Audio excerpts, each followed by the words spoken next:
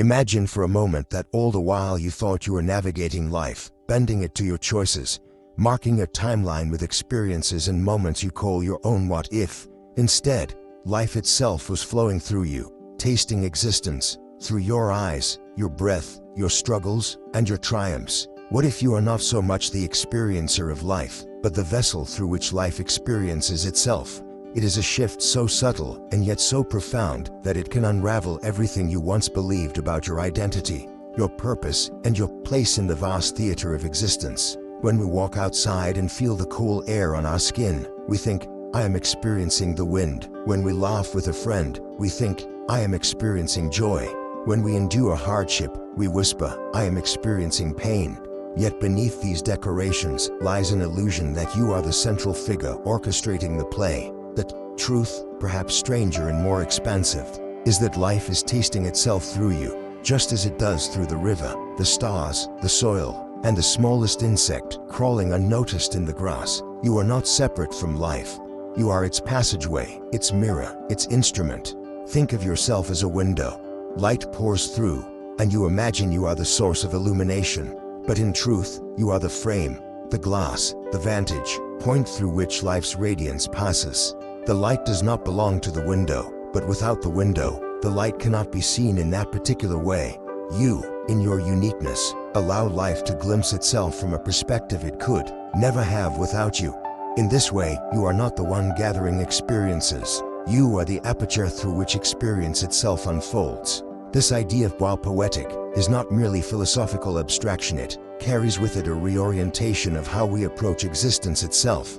If you believe you are the one experiencing life, then life becomes a thing to be managed, conquered, controlled, and arranged. But if you recognize that life is experiencing you, suddenly you become part of a much vaster tapestry. The wind that brushes against your face is not just something happening to you, is life brushing against itself, the cosmos feeling its own breath through your awareness. Your joys are not possessions but songs life sings through your voice. Your sorrows are not burdens placed upon you, but echoes of the great river, a feeling that life continuously explores in all its expressions. There is a subtle freedom here. When you think of life as something you experience, every moment becomes a transaction. This happened to me, or I went through this. There is ownership, control, and inevitably, disappointment when events don't align with your desires. But if life is experiencing you, then everything becomes an unfolding, a kind of cosmic improvisation where you are both instrument and melody. Pain loses some of its sharpness when seen as part of life's exploration of itself. Joy becomes less about clinging to a fleeting high and more about marveling at life's capacity to dance. Even the mundane sitting in traffic, washing dishes, walking down the same old street, transforms into part of life's grand act of self-discovery. This perspective also raises questions about identity. If you are not the sole experiencer, then who are you? Perhaps you are not the rigid self you thought, but rather a porous, fluid phenomenon, opening a vantage point, a living mirror through which the universe gazes at itself. In that sense, every human being, every animal, every leaf fluttering on a branch is part of this vast kaleidoscope of awareness. Life is not waiting for you to experience it. It is already ceaselessly experiencing itself through you and through everything that is. The image that comes to mind is that of an ocean and its countless waves. Each wave rises, crests, and falls, believing itself to be a unique entity, moving across the sea. But the wave is not separate, it is the ocean expressing itself in motion. Likewise, you are a crest of the infinite ocean of life, through which the ocean feels its own movement, shape, and energy. When the wave believes it owns its journey, it feels isolated, fearful of ending. But when it realizes it is the ocean, in motion, it becomes timeless, inseparable from the vastness it reflects. To say you're not experiencing life, life is experiencing you, is to place yourself within this wider perspective. It does not diminish you. Rather, it elevates you to a role more sacred than the isolated self could ever claim. You are life's living instrument, chosen to be its melody for a brief time, to carry its pulse, to shine with its awareness. It is not about erasing individuality, it's about understanding individuality as a window into something infinite. The practical significance of this idea is profound. It reframes suffering, loosens the grip of ego, and deepens the sense of belonging. It transforms loneliness into recognition. You are not alone, for you are inseparable from the very fabric of existence. It transforms fear into curiosity.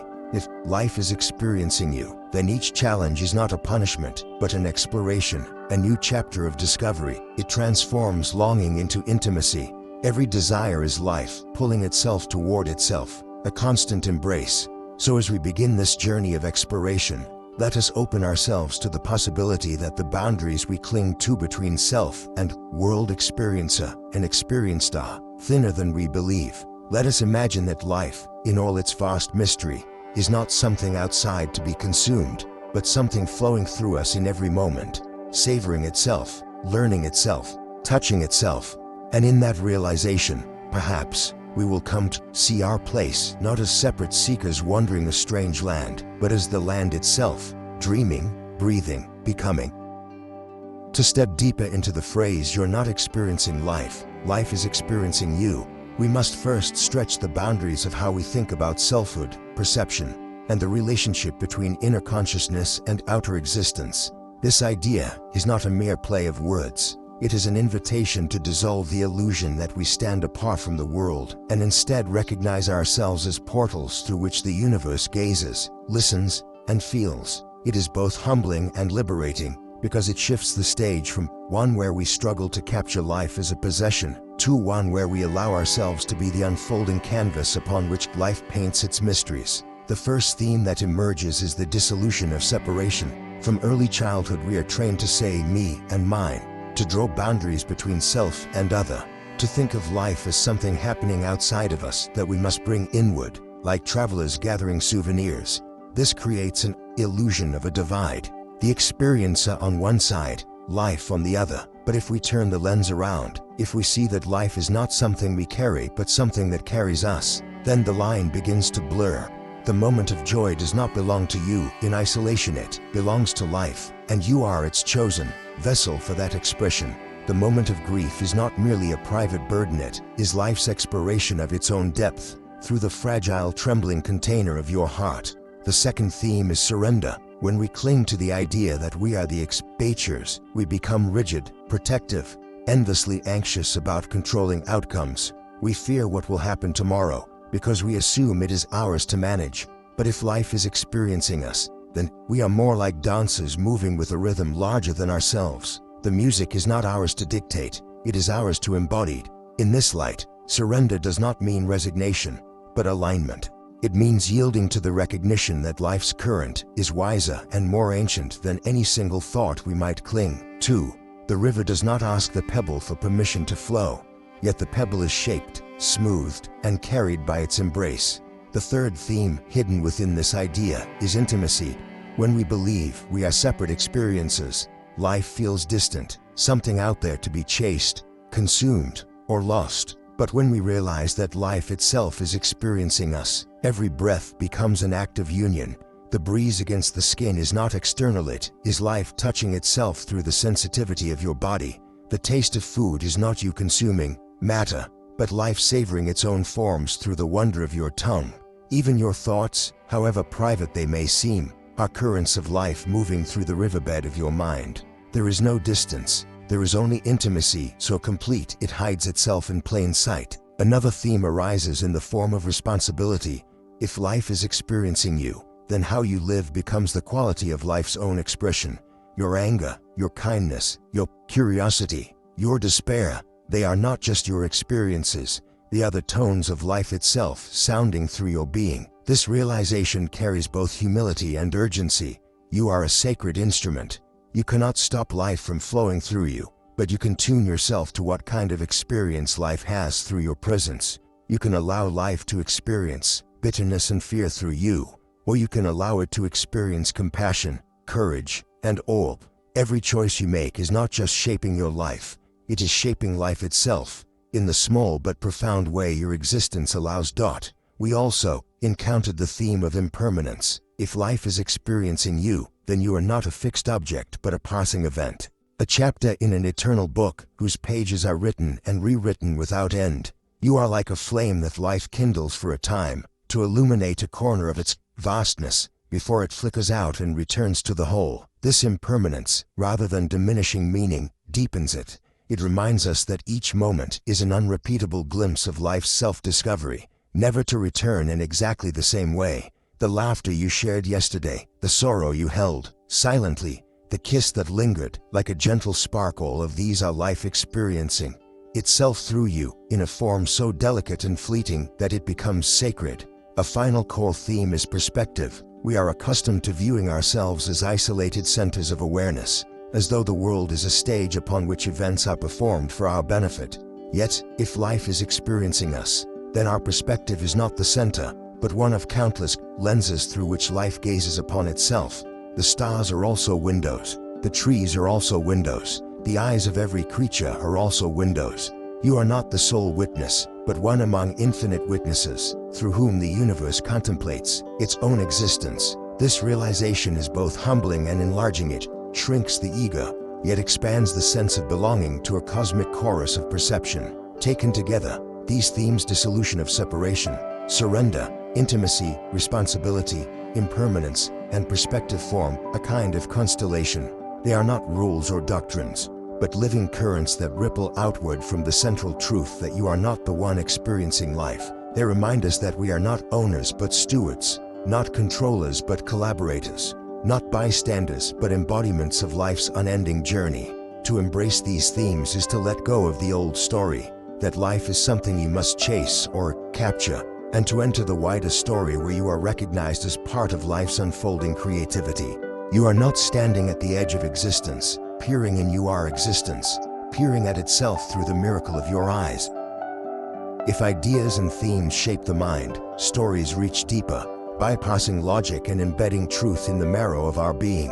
The statement, "You're not experiencing life, life is experiencing you," takes on greater resonance when cloaked in metaphor, when clothed in symbols that allow the heart to glimpse what the intellect cannot fully grasp. These narratives, whether drawn from myth, nature, or imagined allegories, invite us to feel the living pulse of this truth in ways that transcend explanation. Consider first the image of a mirror. A mirror does not own the reflections it holds, nor does it choose what appears before it. A mirror simply allows whatever comes into its field to be seen. You too are a mirror through which life witnesses itself. When joy passes before you, you shine with joy. When sorrow approaches, you darken with sorrow's reflection.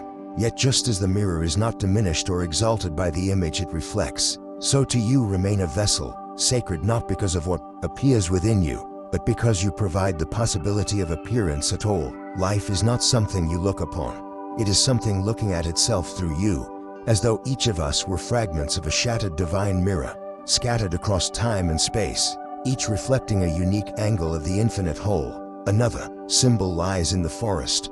Picture a vast expanse of ancient trees, each rooted in the same earth, each breathing the same air, each reaching upward to the same sun. To the eye, it may seem as if each tree stands alone, isolated, with its own trunk, its own branches, its own leaves. Yet beneath the soil, hidden from sight, their roots are woven together in an intricate, unseen network, exchanging nutrients, carrying signals, even warning one another of danger. The forest is alive, not as a collection of individuals, but as a single organism, experiencing itself through countless trunks and leaves. You are like one of these trees. You appear separate, your life unfolding in solitude, but beneath the surface, life's root system binds you into the whole, whispering, pulsing, experiencing itself through you. There is also the allegory of the storyteller and the character. Imagine a novelist who creates a world, peopling it with heroes, villains, lovers, and wanderers. The characters move, think, suffer, rejoice, each believing themselves the center of their own tale. But beyond the veil of the page, there is only the storyteller, experiencing the story through the characters. When the hero suffers, the storyteller suffers through them. When the lover embraces, the storyteller feels that embrace. The characters believe their experience in life, but in truth, life the storyteller experiences itself through their adventures. If you are the character, you cannot see beyond the page, but if you pause and listen deeply, you may feel the whisper of the storyteller breathing through your words. Another symbolic narrative can be found in the river. Imagine standing by the side of a flowing stream, watching the water move past. If you dip your hand into the current, you might think, I am touching the river. I am experiencing it. But from another vantage, the river is experiencing you. It slides around your fingers. It feels the warmth of your skin. It shapes itself in response to your presence. You are not outside the river at all. You are a participant, an event within its flow. In the same way, when you believe you are simply observing life, life is simultaneously feeling itself around you, adapting, shifting, pressing into being. Through your presence, there is, too, the symbol of the dreamer and the dream. When you dream at night, your dream characters believe they are experiencing a world. They walk streets, feel emotions, suffer trials. Yet all the while, it is you, the dreamer, who is experiencing yourself through them. They are not separate entities but vessels of your imagination, mirrors of your inner landscape. In waking life, perhaps the same is true on a grander scale. Perhaps we are dream figures within life's vast dream, each of us convinced we are the dreamers, while life itself is the great dreamer, experiencing through countless eyes, countless hearts, countless moments. Even mythology, across cultures, whispers echoes of this truth. In many traditions, gods divide themselves into fragments, entering creation to experience existence in myriad forms. They become rivers, animals, humans, and stars, each one a fragment of the divine whole. Tasting itself through the fragment, existence feels singular, fragile, personal, but to the whole, existence is a symphony, every fragment a note, every life a vibration of its eternal song. In these myths, the gods are not watching life from afar, they are inside it, experiencing themselves, as you, as me, as the stranger, across the street. What these symbols and stories share is a dissolution of the illusion of isolation. They remind us that to live is not to stand outside life observing it, but to realize that we are the instruments, the reflections, the conduits, through which life passes. To be alive is to be a character in life's endless novel, a root in its forest, a ripple in its dream. The great paradox is that in surrendering the belief that we own our experience, we discover a deeper intimacy with everything around us. For if life is experiencing itself through us, then every encounter, whether with joy, suffering, silence, or chaos, is an act of communion. It is one thing to marvel at metaphors, to be swept away by the idea that life is experiencing itself through us, but another to ask, how does this perspective change the way we actually live? Philosophy that does not touch the ground risks becoming a beautiful abstraction, hovering above daily existence like a cloud admired but never tasted. The truth embedded in the phrase, "You're not experiencing life, life is experiencing you," carries profound implications, not just for our cosmic imagination, but for how we breathe through ordinary days, how we face suffering, how we hold relationships, how we make choices in the world. The first and perhaps most immediate transformation is in how we carry burdens. When we see ourselves as the soul experiences, every hardship becomes heavy, personal, isolating. Pain feels like punishment. Failure feels like proof of inadequacy. Grief feels like a private prison. But if we recognize that life is experiencing itself through us, then pain becomes not something inflicted upon me, but part of life's eternal exploration of what it means to feel fragile, vulnerable, human. Your sorrow is not yours alone. Is life learning itself through you? This does not erase the sting of suffering, but it loosens its grip, because you are no longer isolated in it. Instead of drowning in despair, you become a vessel through which life passes. And in that realization, even the darkest moments acquire a quiet dignity. This shift also transforms our relationship with joy. Too often, we cling to happiness as if it were fragile glass that might shatter if not tightly held. We say, "I am happy now," but will it last? How do I keep it? When life is seen as something you must experience, joy becomes a possession, and possessions can be lost. But if life is experiencing you, then joy is simply life singing through you in this moment. A song that belongs not to you but to the vastness. It comes when it comes, it leaves when it leaves, and in both its presence and absence, you remain connected to the flow. Joy no longer needs to be grasped. It can be welcomed like a guest who visits freely, knowing they are not yours. To own this perspective changes how we treat others as well. If life is experiencing itself through you, it is also experiencing itself through everyone else. The stranger on the train, the child in the park, the elder at the window. They are not merely people you observe. They are windows through which life witnesses itself from different vantage points. To recognize this is to cultivate compassion. How can you dismiss another person's suffering when it is life itself suffering in them, just as it suffers in you? How can you envy another person's joy when it is life's joy singing through their being? A joy that belongs to no one and yet touches everyone. In this light, judgment softens, empathy deepens, and every interaction becomes an encounter with life gazing back at itself. On a more practical level, this realization influences the way we approach work, ambition, and creation. In the old view I experience life, success and failure become deeply personal. If you succeed, you boast. If you fail, you despair. But in the new view, life experiences me, work becomes play, ambition becomes expression, creation becomes life unfolding through your unique channel. When an artist paints, they may think, I am making art. But in truth, life is painting through their hands, pouring its colors and visions into form.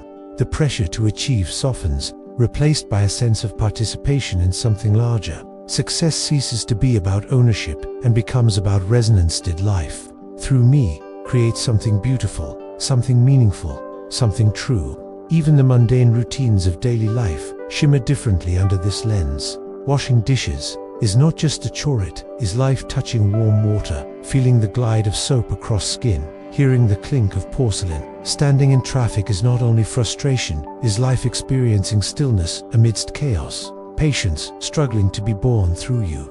Walking down the street is not just locomotion, it is life savoring the rhythm of footsteps, the play of light on concrete, the brush of air in lungs. Each moment ceases to be a transaction in which you take from life, and becomes instead a moment in which life expresses itself through your presence. This orientation even reshapes how we think about mortality.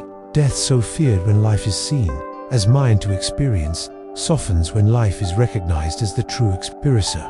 For if life is experiencing you, then death is not the end of life, but the end of this particular window, this particular vantage point. The river does not end when one wave falls back, it continues endlessly, birthing new waves. To live this way is to carry death not as an enemy but as a companion, reminding you that each moment is sacred because it is fleeting, each breath holy because it is unrepeatable. You stop asking, how much life do I have left? And begin asking, how is life experiencing itself through me now?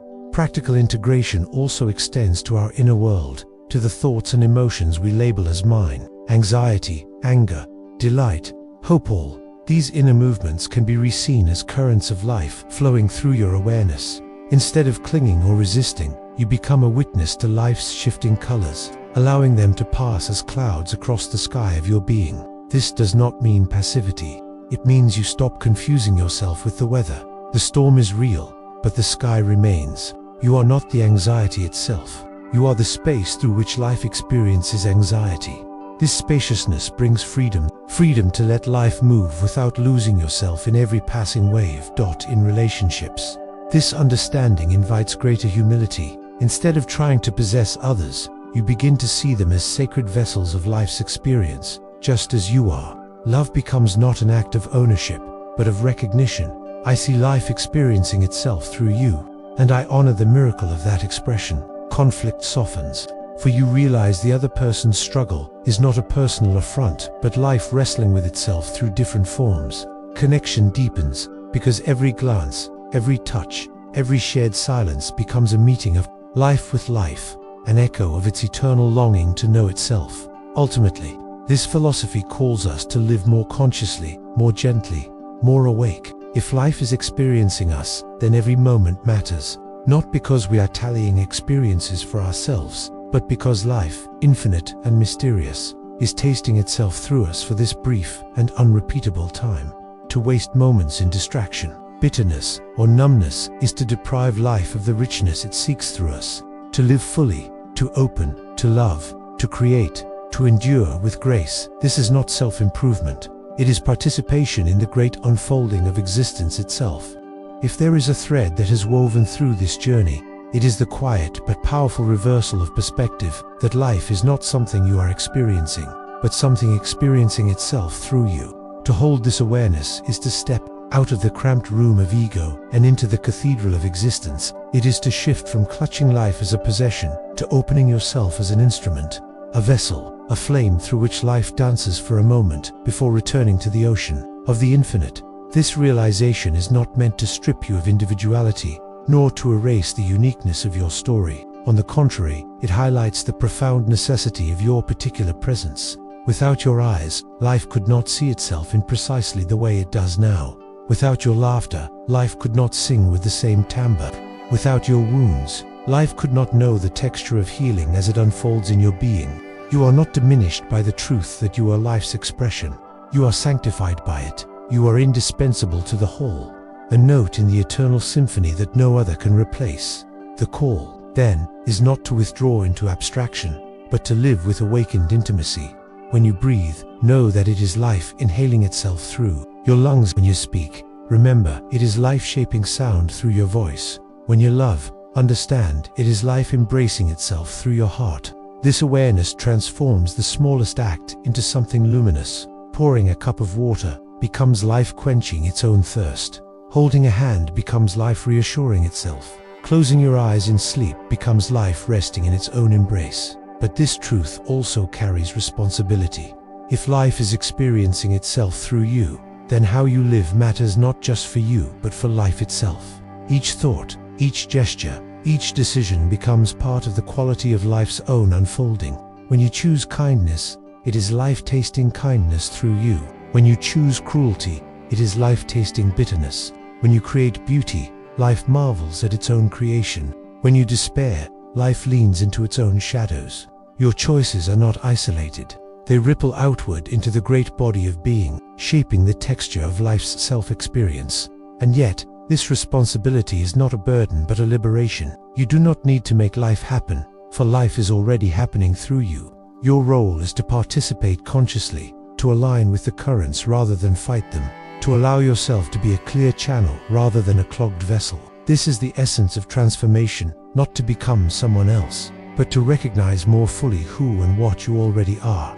A doorway through which life enters and expresses itself in form. The practical invitation is simple but profound. When you wake each morning, instead of thinking, "What will I experience today?" whisper instead, "How will life experience itself through me today?" This question shifts the center of gravity. Suddenly, your attention is less on acquiring, controlling, or resisting, and more on allowing, witnessing, and embodying. Suddenly, even hardship becomes meaningful, for it is life deepening its palette of understanding. Suddenly, joy is free to flow without fear, because it does not need to be owned.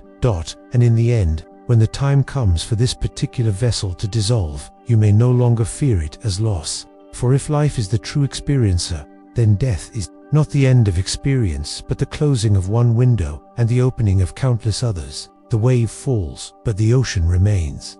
The mirror shatters, but the light still shines. The character dies, but the storyteller continues. In that recognition, death itself becomes part of life's eternal embrace, another turn in the endless spiral of itself-discovery. So the transformational call is this: live not as though you are the owner of life, but as though you are its chosen instrument. Let yourself be played by the great symphony, with humility and with fire. Open yourself to being experienced fully, your joy, your grief, your wonder, your silence. Let life look through your eyes and see beauty. Let life feel through your heart and taste love. Let life move through your hands and shape the world with compassion. For in the end, the greatest gift you can give is not to hoard experience, but to allow life to experience itself through you as fully, as vividly, and as courageously as it can.